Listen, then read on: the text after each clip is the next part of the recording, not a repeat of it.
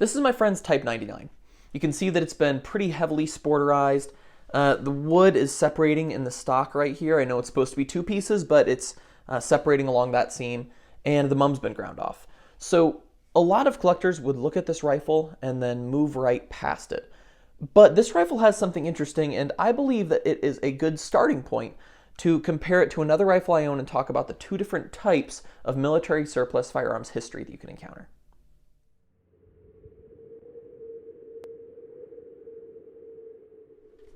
So let's look at the rifle that we're comparing it to. This is a 1917 Mauser Nagant. It's a long rifle. It has the old school style of sights, and this one is actually a Remington Arsenal. The Remington Arsenal rifles have a really interesting history because the Soviet Union, sorry, not the Soviet Union at the time, the Russian military was running out of rifles, and so they contracted out rifles to France from the Châtel-Laurent Arsenal, and the US at Remington and New England Westinghouse. So mine is a Remington. Before the order was completed, the Russian Empire collapsed. And because of that, a lot of rifles like this one could not be sent there. So a number of them were sent to Russia as a part of the Polar Bear Expedition in 1918, which was US soldiers who went to Russia with commands to defend a cache of military supplies. However, they ended up actually attempting to launch a counter-revolution against the Soviet Union. It failed, but it is an incredibly interesting history. However, this one never saw any of that.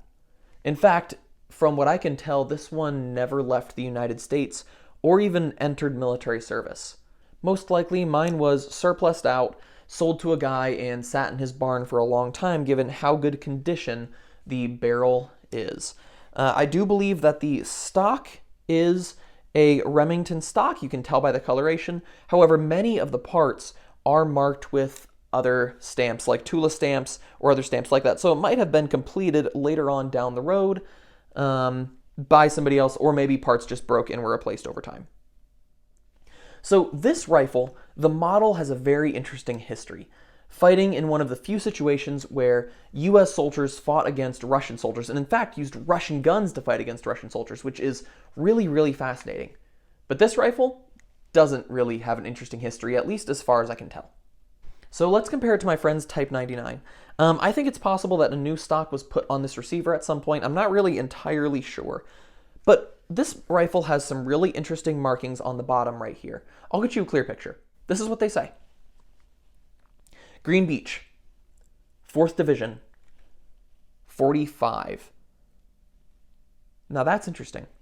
So in case you don't know, the Green Beach was one of the beaches that the US military landed on during the Battle of Iwo Jima. The battle took place in 1945, and the 4th Division was one of the divisions that landed on that beach.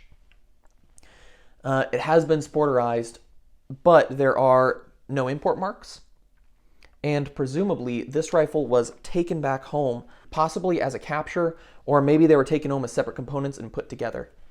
So even though this rifle is not desirable to many collectors, as a sporterized rifle, as one with the mum ground off, it has a really interesting history specific to this rifle.